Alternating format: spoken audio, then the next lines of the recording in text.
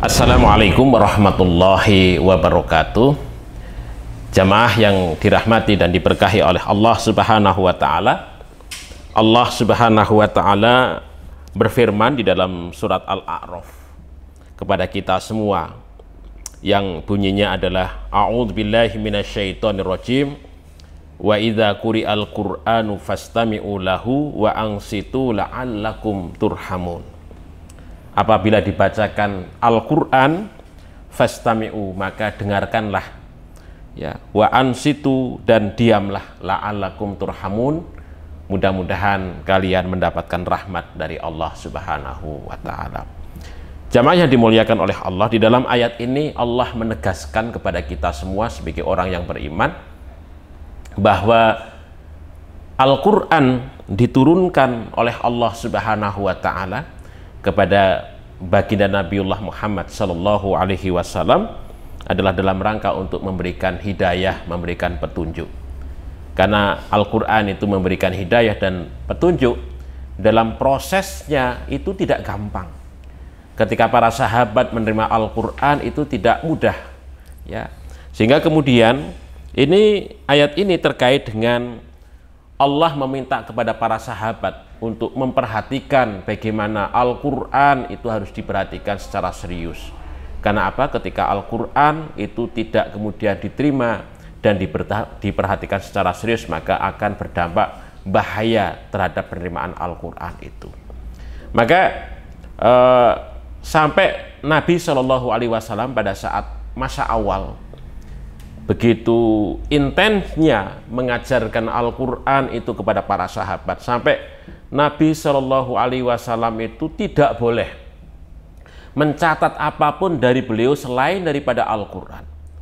Kata Nabi, diungkapkan dalam salah satu hadis, ya, man kataba, ya, anni ghairal Quran falyamhuh, barang siapa yang menulis yang berasal dariku selain daripada Al-Quran, maka hapuskanlah. Ini menunjukkan bahwasanya Al-Quran begitu diperhatikan oleh Nabi dan kemudian menekankan kepada para sahabat untuk kemudian memperhatikan, memelihara, menulis, menghafalkan, dan seterusnya dan seterusnya. Karena apa?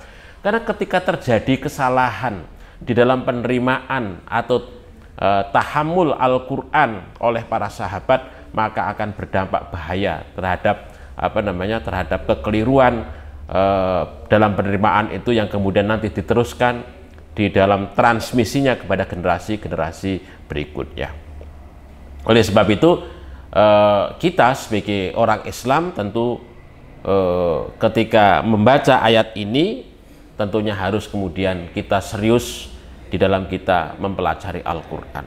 Di dalam ayat ini diungkapkan wa ansitu, diamlah dan dengarkanlah, itu bukan berarti kok kemudian ketika ada orang membaca Al-Quran kemudian kita betul-betul diam sama sekali, tidak berbicara, tidak begitu maknanya. Tetapi adalah bagaimana kita memperhatikan secara seksama terhadap nilai-nilai yang ada di dalam Al-Quran itu, ya, petunjuk-petunjuk yang ada di dalam Al-Quran itu, yang tujuannya bahwasanya apa yang kita tangkap dari segala apa yang terkandung di dalam Al-Quran itu dapat kita jadikan sebagai petunjuk dalam kehidupan kita.